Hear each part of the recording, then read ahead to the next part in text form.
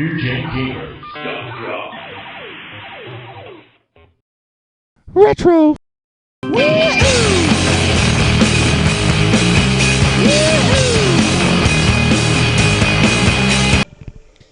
Hello, today on Ray's Retro Reviews, we're covering one of the biggest games of the 16-bit generation.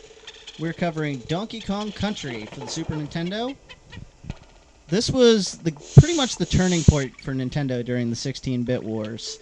They were having a hard time with Sega, who had just built up this edgy image against them, and were releasing all these add-ons that we'll talk about here in our podcast.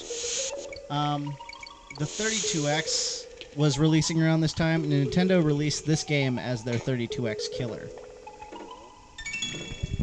This is Ron from New Gen Gamers. This was radically different than what the Genesis could produce because this was using genuine computer-generated imagery. The Genesis was trying similar things with things like Vector Man at the time, and this game was superior to anything graphically that anyone had ever seen. They were using real 3D models for everything, for all the backgrounds, all the characters, everything. This was kind of the segue into the true 3D era.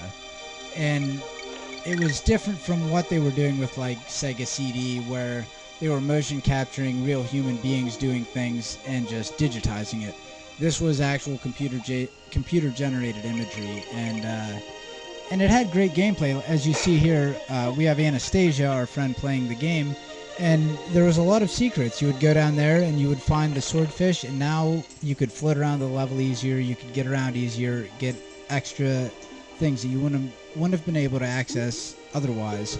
And this just followed the Nintendo platform gameplay of the time, and this was the first big breakout hit for Rare, and the title that really showed off what they could do and solidified them as a Nintendo second party and solidified them as a great game developer. And this is an underwater level where, you know, the physics were a little bit different and you had to change your gameplay style, and there was a lot of different stuff you could do in this.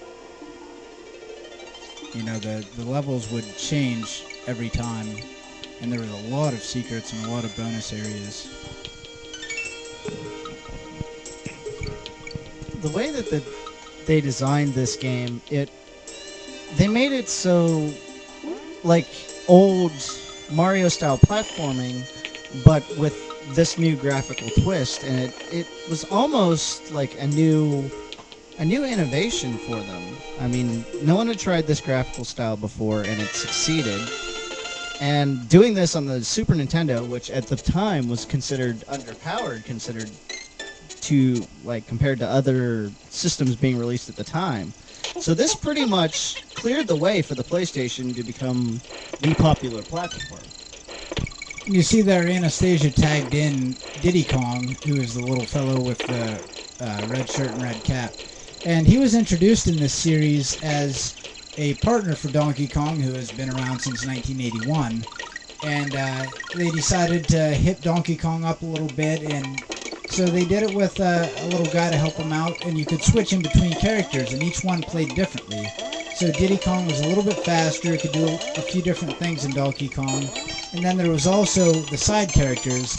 As you see here, the Rhinoceros. You could get these characters to ride as Diddy Kong and Donkey Kong, and they would give you special powers in the levels and in bonus levels.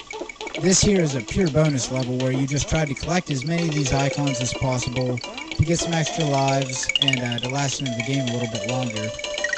And this was one of the defining games of the Super Nintendo. It came out in '94, which was near the end of the Super Nintendo's life cycle, but it was one of those games that solidified it as the console to own. And I bought this game the day it came out. I got a Donkey Kong t-shirt with it, and you know, it had kind of a following with it, and anyone who's played it knows just how great it is. Would you say that thanks to this game, the Super Nintendo was able to survive until like '97, how it did? I think it definitely put them over the top. I think this was something that obviously the 16-bit Genesis could not do. As I said earlier, they tried with stuff like Vector Man, which did use computer-generated graphics, but it was very simple polygons and just looked like it was a computer game. This game had fully materialized 3D backgrounds, and it just looks spectacular. I remember at this time how stoked I was for this game. From the time it came out to the time I got it to the time I played it, I just was blown away. And this set the standard for games for years to come, I think, and really put Rare on the map.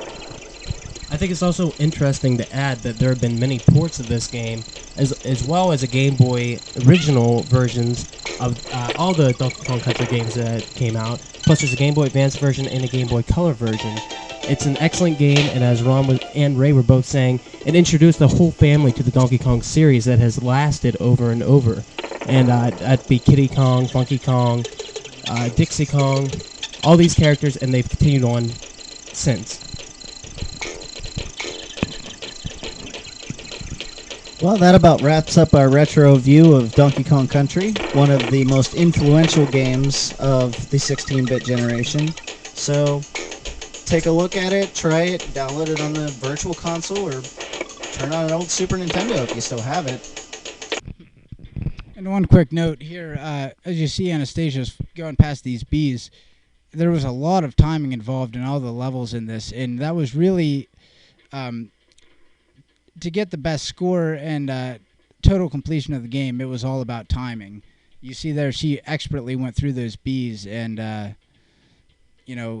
all the extra levels, all the bonus stuff, a lot of it revolved around the timing of when you jumped in there and when you got the stuff. And as you see there, she got Kong, spelled out Kong, got an extra life, finished the level, and moved on.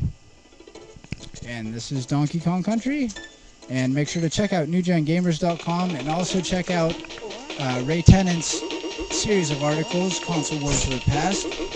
You can find out more about this game in the third installment of the series, which covers the 16-bit era. And check out newgengamers.com and play Donkey Kong Country, because if you haven't, then you're missing out. Happy arcading, everybody. Woo-hoo!